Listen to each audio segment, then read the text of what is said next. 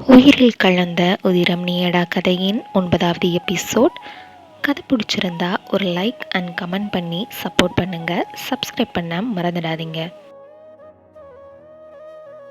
அவ்வூரிலே புதிதாக திறக்கப்பட்டிருந்த மாபெரும் பட்டு மாளிகையின் அருகே கார் சென்று நின்றது.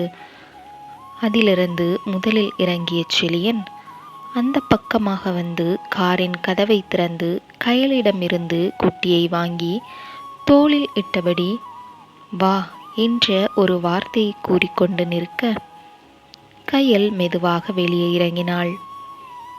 குடு, நான் வச்சிருக்கேன் என்று குட்டியை கையல் கேட்க, வேண்டாண்டி, தூங்க தானே சேரா, நானே வச்சிருக்கேன், நீ எவ்வளவு நேரம் கையிலே வச்சிருப்ப, அவங்க வரட்டும், அதுக்குள்ள அந்த ரெஸ்டாரண்ட்ல ஒரு டீ இல்லைன்னா ஜூஸ் ஏதாச்சும் குடிச்சிட்டு வருவோம் என்று செழியன் அவளை கூப்பிட, எனக்கு வேண்டாம், நான் வரல என்று கையல் பதிலளித்தாள்.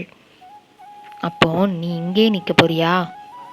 நீ ஒன்றும் சாப்பிட வேண்டாமா, சும்மா வந்து உட்காரு என்று செழியன் கூறி அவளையும் அழைத்து கொண்டு கடை நோக்கி சென்று உள்ளே அமர்ந்து கொண்டவன் அவனது அருகில் இருக்கும் நாற்காலியை சுட்டி காட்டி உட்காரு என்று சொல்லவும், புருவத்தை தூக்கியவள் அவனது எதிரில் இருக்கும் நாற்காலியில் அமர்ந்து கொண்டாள். எடி, உனக்கு என்ன ஆச்சு இப்போ? இவ்வளவு நாள் எப்படி இருந்த? இப்போ உனக்கு என்ன பிரச்சனை? என் மனசுல ஒன்றும் இல்லை, அதான் நான் எப்பவும் போல சாதாரணமாக பேசிட்டு இருக்கேன் என சொல்லி கொண்டிருக்கும் போதே செழியனின் அலைபேசி அடித்தது.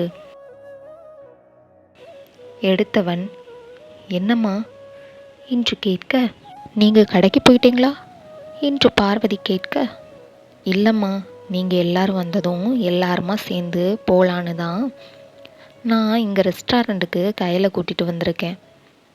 அப்படியாப்பா, உங்கள் அப்பா வெளியில் போயிருக்காரு, ஒரு அரை மணி நேரத்தில் நாங்கள் வந்துடுவோம், நீங்கள் அங்கேயே இருந்து பேசிட்டு இருங்க, நாங்கள் கிளம்பி வந்துட்டு உனக்கு கால் பண்ணுறேன் என்று கூறி ஃபோனை வைத்தாள் பார்வதி. மீனா, அவங்க ரெஸ்டாரண்ட்டில் தான் இருக்காங்களாம், அதான் நம்ம போகிறது வர அங்கேயே இருக்க சொல்லிட்டேன், பேசிட்டு இருக்கட்டும், நம்ம ஒரு அரை மணி நேரம் கழிச்சு புறப்படுவோம் என்று பார்வதி சொல்லி கொண்டிருக்கும் போதே பிரியா என்னத்த என்று சத்தமாக கேட்டுவிட்டாள். என்னம்மா, என்னாச்சு? ஏன், நம்ம ஒரு அரை மணி நேரத்தில் போயிடலாம் என்று சிரித்து கொண்டே உள்ளே செல்ல, பிரியாவிற்கு கோபமும் கயலை அந்த நேரத்தில் கொன்றுவிட வேண்டும் என்ற ஆத்திரமும் வந்தது. உள்ளே சென்ற பார்வதியிடம், மீனாட்சி, இந்த பிரியா ஏன் இந்த வருத்து வரா? இவளுக்கு இப்போ என்ன பிரச்சனையா? இவ்வளவு நாள் இல்லாமல் கயல் மேலே இவளுக்கு என்ன பாசம் பொங்கி வழியுது? இவளோட நடத்தை சரியில்லை, நீ நம்ம இனி கவனமாக இருக்கணும் என்று கூறிக்கொண்டிருந்தார் மீனாட்சி. வாசலுக்கு சென்ற பிரியா அங்கேயும் இங்கேயும் நடை போட்டு கொண்டிருந்து தன்னைத்தானே திட்டிக் கொண்டும் பைத்தியக்காரி போல யோசித்து கொண்டிருந்தவள் ஃபோனை எடுத்து கயலிற்கு கால் செய்தாள்.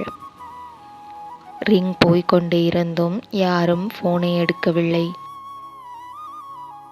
தொடர்ந்து கால் செய்து கொண்டே இருந்தாள் பிரியா.